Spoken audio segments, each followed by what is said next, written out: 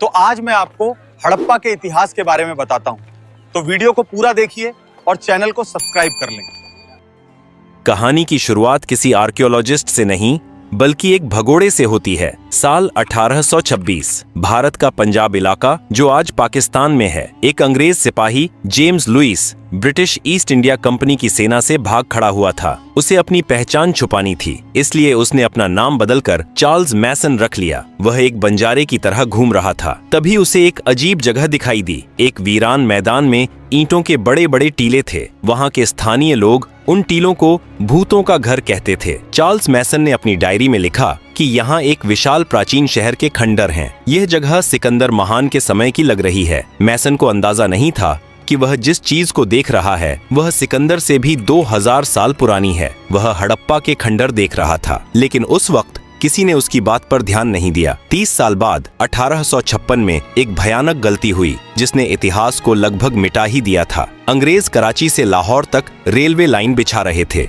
उन्हें पटरियों के नीचे बिछाने के लिए पत्थरों की जरूरत थी। मजदूरों को पास ही में हड़प्पा के खंडर मिले। वहाँ लाखों की तादाद में पक्की ईंटें पड़ी थीं। अंग्रेज इंजीनियरों ने सोचा, वाह, मुफ्त की ईंटें। बिना सोचे समझे उन्होंने हड़प्पा की हजारों साल पुरानी इमारतों को तोड़कर उनकी ईंटें रेलवे लाइन के नीचे बिछा दी। इतिहासकारों का कहना है कि लगभग 160 किलोमीटर लंबी रेलवे लाइन हड़प्पा की ईंटों पर टिकी है। अनजाने में दुनिया की सबसे पुरानी सभ्यता का एक बड़ा हिस्सा ट्रेन के पहियों के नीचे कुचल दिया गया। साल 1920 भारत में पुरातत्व विभाग के director general sir John Marshall थे। उनके साथ 2 भारतीय आर्कियोलॉजिस्ट काम कर रहे थे, दयाराम साहनी और राखाल दास बनर्जी। दयाराम साहनी ने हड़प्पा में खुदाई शुरू की और राखाल दास बनर्जी ने सिंध में एक और टीले को खोदना शुरू किया जिसे स्थानीय लोग मोहनजोदड़ो कहते थे, जिसका सिंधी भाषा में मतलब था मुर्दों का टीला। जैसे जैसे मिट्टी हटती गई, एक ऐसी दुनिया सामने आई जिसने पूरी दुनिया को चौंका दिया। यह कोई मामूली गांव नहीं था, यह एक मेट्रोपॉलिटन सिटी था। सीधी सड़कें जो एक दूसरे को 90 डिग्री पर काटती थीं, पक्की ईंटों के 2 मंजिला और 3 मंजिला घर, हर घर में अपना कुआं और बाथरूम, और सबसे हैरान करने वाली बात, कवर्ड ड्रेनेज सिस्टम। नालियां ढकी हुई थीं और हर घर का गंदा पानी मेन सीवर लाइन में जाता था। लंदन और पेरिस में भी उस वक्त ऐसा सीवेज सिस्टम नहीं था जैसा 5000 साल पहले भारत के लोगों ने बना लिया था। जॉन मार्शल ने पूरी दुनिया के सामने ऐलान किया कि भारत का इतिहास अब 2000 साल नहीं बल्कि 5000 साल पुराना हो गया है। सिंधु घाटी सभ्यता की सबसे बड़ी पहेली इसकी समानता है। हड़प्पा से लेकर मोहनजोदड़ो तक, लोथल से लेकर कालीबंगन तक यह सभ्यता 10 लाख वर्ग किलोमीटर में फैली थी, लेकिन हर शहर एक जैसा था। ईंटों का साइज हर जगह सेम था, बाट हर जगह सेम थे, सड़कों की चौड़ाई हर जगह सेम थी। बिना इंटरनेट, बिना फोन और बिना तेज गाड़ियों के इतने बड़े इलाके में इतना स्टैंडर्डाइजेशन कैसे संभव था? क्या कोई एक केंद्रीय सरकार थी जो सबको कंट्रोल करती थी, या ये लोग इतने अनुशासित थे कि खुद ही नियमों का पालन करते थे? आमतौर पर जब हम मिस्र या मेसोपोटामिया की पुरानी सभ्यताओं को देखते हैं तो वहाँ सबसे बड़ी इमारतें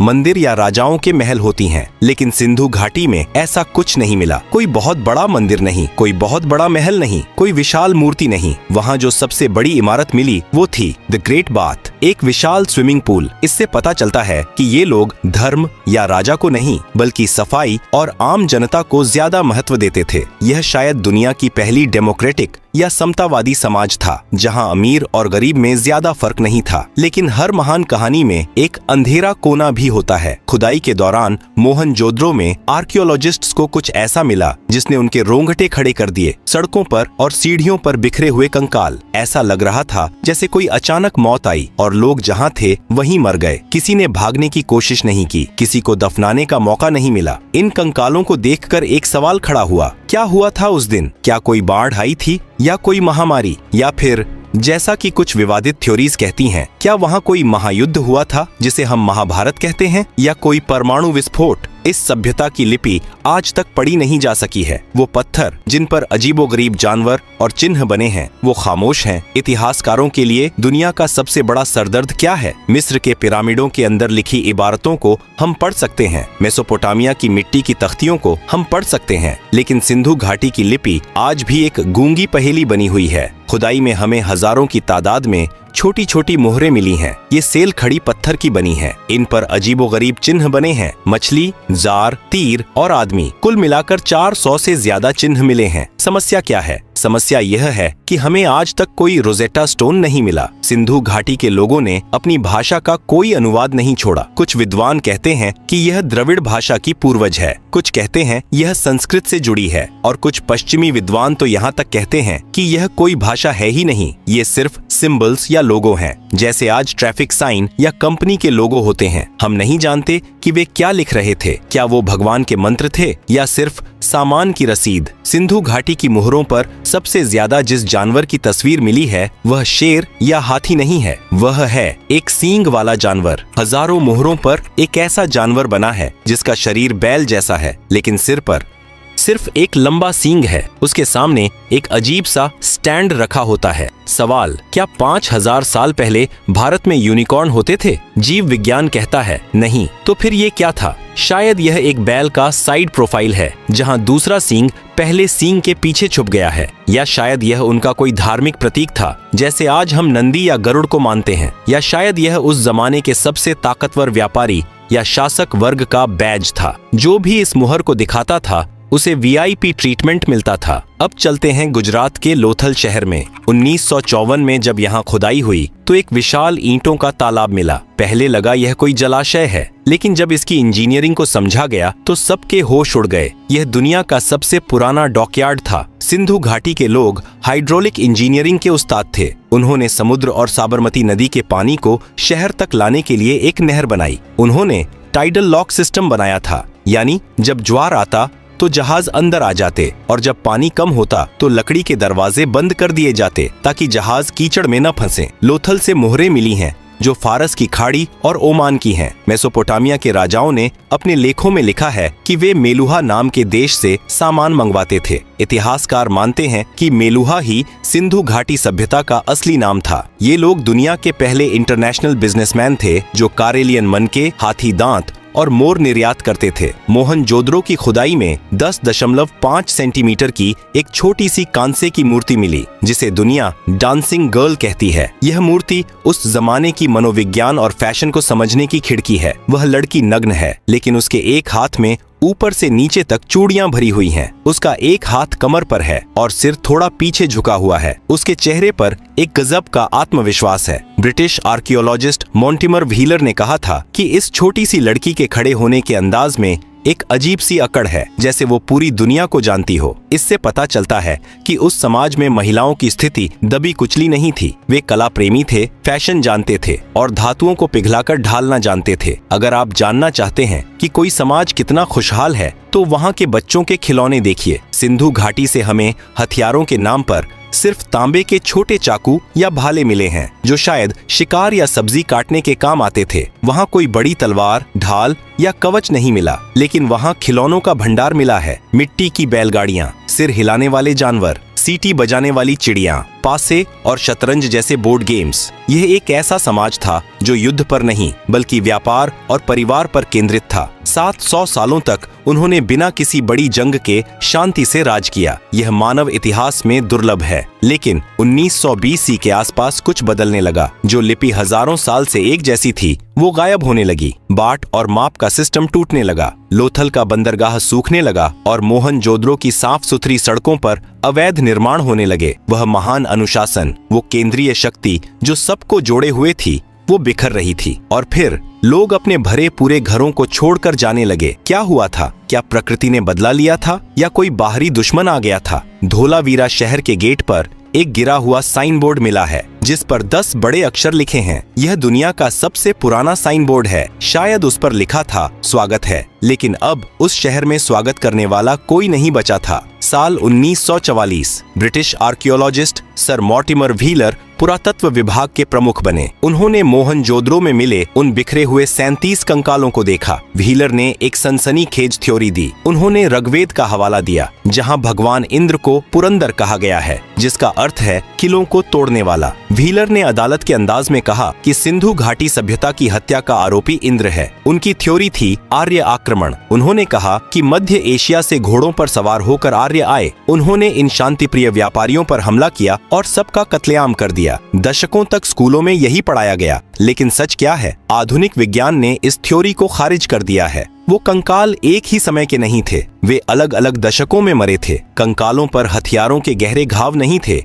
जो किसी बड़े युद्ध की ओर इशारा करते। राखी घड़ी में मिले डीएनए सैंपल से पता चलता है कि यहाँ के लोगों का जीन पूल हजारों सालों से एक जैसा था। कोई अचानक विदेशी बदलाव नहीं आया था। तो अगर युद्ध नहीं हुआ तो वो मरे कैसे? हत्यारा कोई इंसान नहीं बल्कि जलवायु परिवर्तन था। सिंधु घाटी सभ्यता सिर्फ सिंधु नदी पर नहीं बल्कि एक और विशाल नदी पर निर्भर थी, घग्गर हकरा नदी, जिसे कई विद्वान पौराणिक सरस्वती नदी मानते हैं। सैटेलाइट इमेजरी और भूवैज्ञानिक बताते हैं कि करीब 2000 बीसी से 1900 बीसी के आसपास हिमालय में बड़े भूकंप आए। इन भूकंपों ने जमीन को ऊपर उठा दिया और नदियों का रास्ता बदल दिया। यमुना नदी जो पहले सरस्वती में मिलती थी वह पूरब की तरफ मुड़कर गंगा में मिल गई। सतलज नदी पश्चिम की तरफ मुड़कर सिंधु में मिल गई। परिणाम, वह विशाल सरस्वती नदी जिसके किनारे हजारों शहर बसे थे वह सूखने लगी। सोचिए उस मनोवैज्ञानिक डर को, जब आपके शहर का कुआं सूख जाए, फसलें मर जाएं और बारिश होना बंद हो जाए। यह एक धीमी मौत थी। लोग भूखे मरने लगे और बीमारियों ने उन्हें जकड़ लिया। मोहनजोदड़ो के वो कंकाल शायद महामारी के शिकार थे,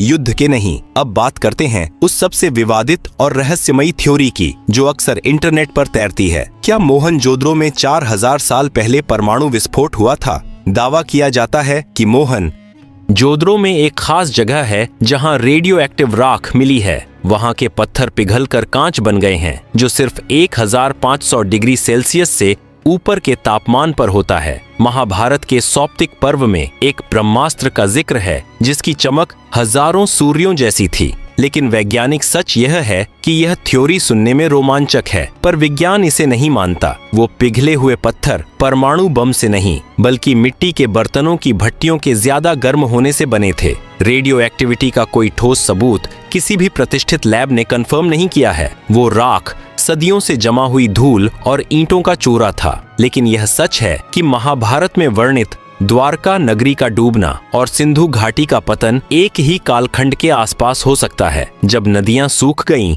और शहर रहने लायक नहीं बचे तो लोगों ने क्या किया? उन्होंने पलायन शुरू किया। वे अपने आलीशान पक्के घरों, ड्रेनेज सिस्टम और स्विमिंग पूल को छोड़कर पूरब और दक्षिण की तरफ चल पड़े। वे गंगा यमुना के मैदानों और गुजरात महाराष्ट्र के इलाकों में जाकर बस गए। लेकिन एक त्रासदी हुई। नए इलाकों में संसाधन कम थे। उन्हें वापस गांव की तरफ लौटना पड़ा। अगली कुछ सदियों में लिखना पढ़ना भुला दिया गया। ईंटों के स्टैंडर्ड साइज का ज्ञान खो गया। इंटरनेशनल ट्रेड बंद हो गया। इसे इतिहास में शहरीकरण का अंत कहा जाता है। भारत 1000 साल पीछे चला गया। तो क्या सिंधु घाटी सभ्यता पूरी तरह मर गई? नहीं, शहर मरे थे, लोग नहीं। सिंधु घाटी के लोग कहीं गायब नहीं हुए, वे हम बन गए। आज भी हम जिस तरह नमस्ते करते हैं, जिस तरह मांग में सिंदूर भरते हैं, जिस तरह पीपल के पेड़ की पूजा करते हैं या जिस तरह अपनी साधी पहनते हैं, यह सब हमें किसी किताब ने नहीं सिखाया। यह हमारे डीएनए में 5000 साल से चला आ रहा है। हड़प्पा की ईंटें टूट गईं, लेकिन उनकी संस्कृति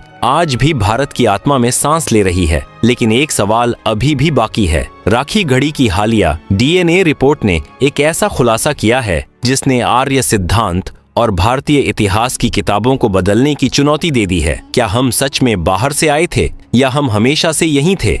हरियाणा का हिसार जिला, यहाँ एक गांव है राखी घड़ी। यह जगह हड़प्पा और मोहनजोदड़ो से भी बड़ी साइट मानी जा रही है। साल 2015 से 16 में यहाँ पुरातत्वविदों ने खुदाई की और उन्हें एक 4500 साल पुराना महिला का कंकाल मिला। वैज्ञानिकों ने इस कंकाल के कान की हड्डी से डीएनए निकाला। यह एक बहुत मुश्किल काम था, लेकिन कामयाबी मिली। 2019 में जब इस डीएनए की रिपोर्ट दुनिया के सामने आई तो इतिहास की किताबों में भूचाल आ गया। उस महिला के डीएनए में स्टेपी यानी आर्यन जीन का कोई नामो निशान नहीं था। यानी तथाकथित आर्य उस समय वहां मौजूद नहीं थे। उसका डीएनए आज के दक्षिण भारतीय और उत्तर भारतीय दोनों से मेल खाता है। निष्कर्ष यह है कि हम सब, चाहे उत्तर के हों या दक्षिण के, उसी हड़प्पा महिला के वंशज हैं। आर्य और द्रविड़ की लड़ाई शायद राजनीति ने बनाई थी। विज्ञान ने साबित कर दिया कि हड़प्पा के लोग ही आधुनिक भारतीय हैं। हम कहीं बाहर से नहीं आए,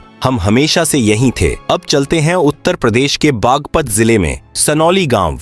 यहाँ 2018 में ASI को कुछ ऐसा मिला जिसने इस धारणा को तोड़ दिया कि सिंधु घाटी के लोग सिर्फ शांतिप्रिय व्यापारी थे और लड़ना नहीं जानते थे। सनौली में जमीन के नीचे से शाही ताबूत मिले और उनके साथ मिले युद्ध रथ, तांबे की तलवारें, ढाल, हेलमेट और घोड़ों या बैलों द्वारा खींचे जाने वाले रथ। यह खोज 2000 BC से 1800 BC के आसपास की है। यह वही समय है जब महाभारत का युद्ध माना जाता है। सनौली के ये योद्धा बताते हैं कि हमारे पूर्वज सिर्फ ईंटें जोड़ना नहीं बल्कि तलवार चलाना भी जानते थे। यह खोज वैदिक संस्कृति और हड़प्पा संस्कृति के बीच की गुम हुई कड़ी हो सकती है। 5000 साल बाद आज हम 21वीं सदी में खड़े हैं। हमारे पास स्मार्टफोन्स हैं, सैटेलाइट्स हैं और बुलेट ट्रेन हैं, लेकिन क्या हम हड़प्पा वालों से ज्यादा समझदार हैं? जब मुंबई या दिल्ली में थोड़ी सी बारिश होती है तो सड़कों पर पानी भर जाता है, सीवर जाम हो जाते हैं। हड़प्पा वालों ने 5000 साल पहले ऐसी नालियां बनाई थीं जो कभी जाम नहीं होती थीं।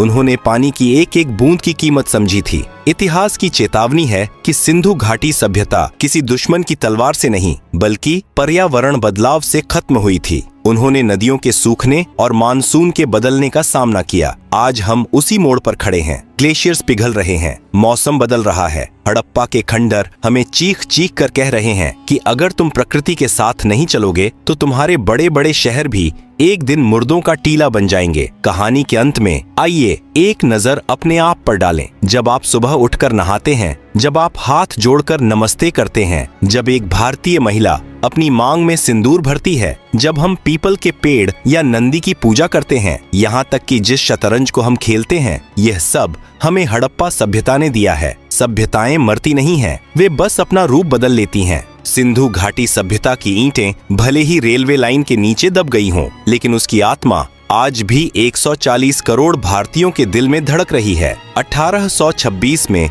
चार्ल्स मैसन ने जिसे सिकंदर का समय समझा था, वह असल में हमारी अपनी कहानी थी। एक ऐसी कहानी जो कभी खत्म नहीं हुई। हम ही हड़प्पा हैं, हम ही मोहनजोदड़ो हैं।